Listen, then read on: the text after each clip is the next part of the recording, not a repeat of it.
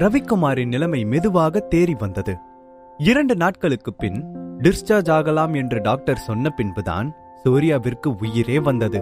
இப்போ அது சாப்பிடு, அதான் அவருக்கு எல்லாம் சரியாயிடுன்னு சொல்லிட்டாங்கல்ல, அப்புறம் என்ன என வக்கீல் வாசுதேவன் சூர்யாவிடம் கூற, சூர்யா என்ன சொல்றீங்க? 5 நாளா உங்களுக்கும் அப்பாவுக்கும் கால் ட்ரை பண்ணிட்டே இருந்தேன்.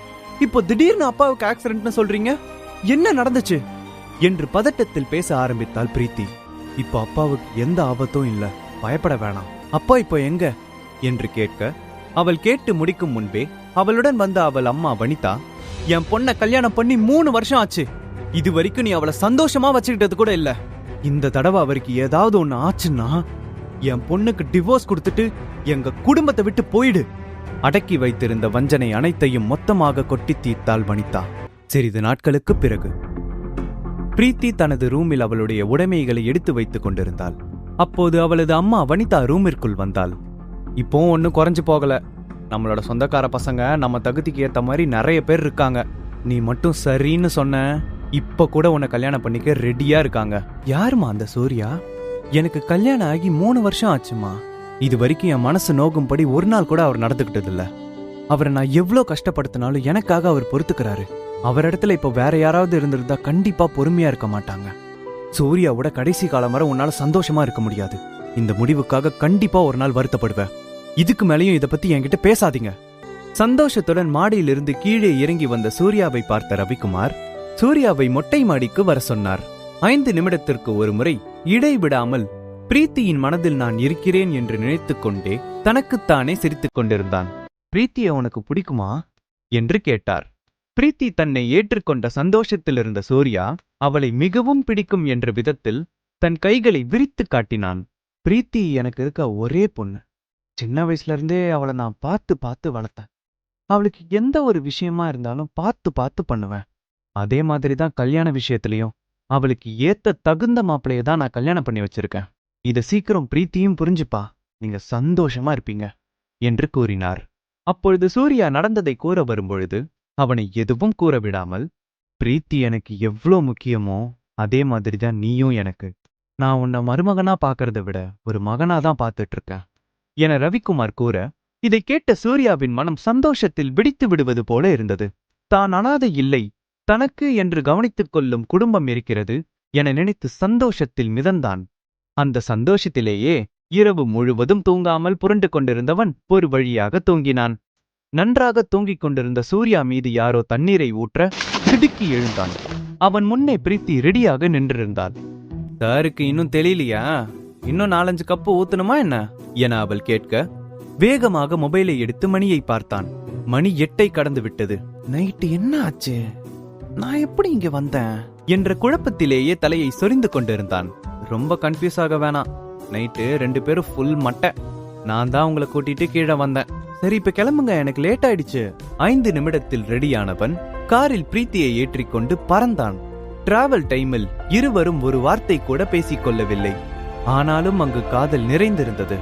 ஆபீஸில் இறக்கிவிட்டு வீட்டிற்கு திரும்பிக் கொண்டிருந்த சூர்யாவிற்கு வக்கீல் வாசுதேவனிடமிருந்து அழைப்பு வந்தது. அவன் முகத்தில் இருந்த சிரிப்பு அப்படியே மாறியது. போனை எடுத்தவன் கோபமாக, எனக்கு போன் பண்ணாதீங்கன்னு எத்தனை தடவை சொல்லியிருக்கேன், அதான் நீங்க கேட்ட டாக்குமெண்ட்ல சைன் பண்ணிட்டேனே, இன்னும் என்ன வேணும் என வெறுப்புடன் பேசினான் சூர்யா. எனக்கு எதுவும் வேணாம் சூர்யா, ஆர்எஸ்பி குரூப்புக்கு இப்போ நீதான் ஓனர், அது நீ மறந்துட்டியா? நீ நினைச்சா இப்போ என்ன வேணாலும் பண்ணலாம் என வாசுதேவன் கூற, அவர் பேசிக்கொண்டிருக்கும் போதே குறுக்கிட்ட சூர்யா, என்ன சொன்னீங்க? என்ன வேணாலும் பண்ணலாமா? அப்படின்னா நான் எவ்வளவு பெரிய வீடு வேணாலும் வாங்கலாம், அப்படிதானே? இதை கேட்ட வாசுதேவன் விழுந்து விழுந்து சிரிக்க ஆரம்பித்தார். சூர்யா நினைத்தால் வீடு என்ன, அவன் வைத்திருக்கும் சொத்தை வைத்து பாதி நாட்டையே விலைக்கு வாங்கலாம் என்று கூறி மீண்டும் சிரித்தார். முடிஞ்சா ஊட்டியில் இருக்க எம்எஸ் மேன்ஷனை வாங்கி கொடுங்க, அதுக்கப்புறம் நீங்க என்ன கேக்குறீங்களோ அதை செய்றேன் என்று கூறினான். ஊட்டியில் உள்ள எம்எஸ் மேன்ஷன் அழகிற்கு பெயர் போனது. ஆள் அரவமற்ற இடத்தில் இருக்கும் அந்த மேன்ஷனை சுற்றி எண்ணற்ற இயற்கை வளங்களும் அதன் அருகில் அருவியும் எப்பொழுதும் பறவைகள் கத்தும் சத்தமும் கேட்டுக்கொண்டே இருக்கும். ஒரு முறை பிரீத்தி ஆசைப்பட்டதற்காக ரவிக்குமார் அந்த மேன்ஷனை விலைக்கு வாங்க கேட்டிருந்தார்.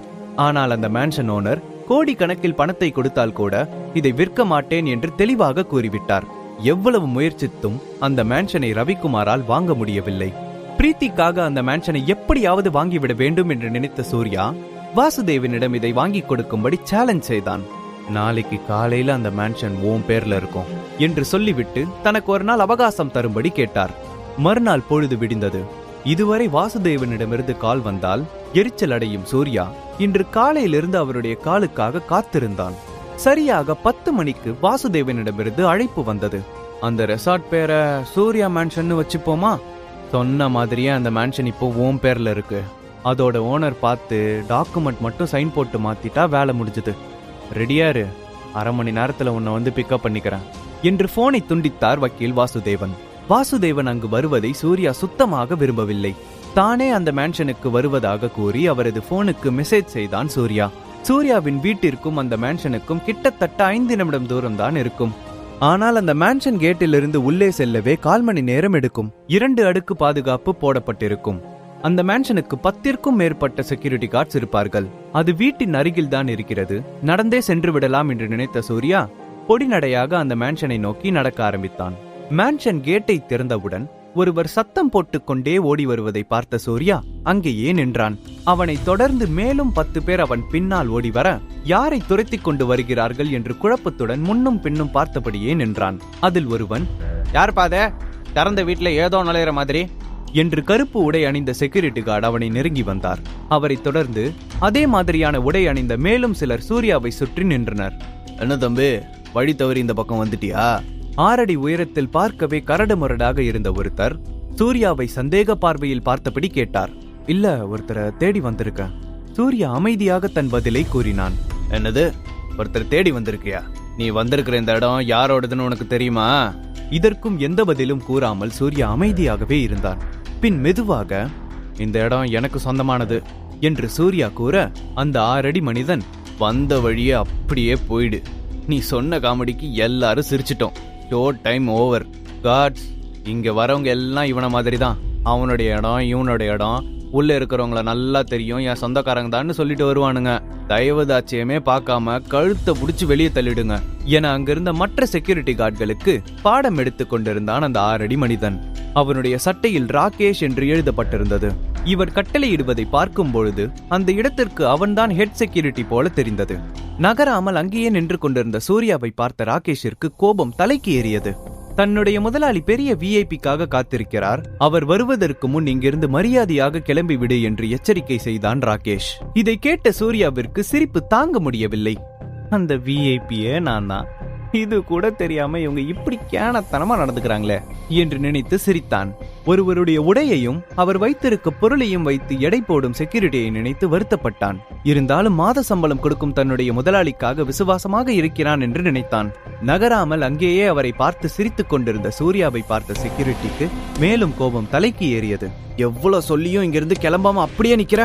அடி விழுந்தாதான் இங்கிருந்து கிளம்புவியா என கோபத்தில் சூர்யாவை அறைய கையை ஓங்கியவனை ஒரு கை தடுத்து நிறுத்தியது. அந்த கையின் சொந்தக்காரரை பார்த்து செக்யூரிட்டி கார்டு ராகேஷ் அதிர்ச்சியில் கையை கட்டிக்கொண்டு ஒதுங்கி நின்றான்.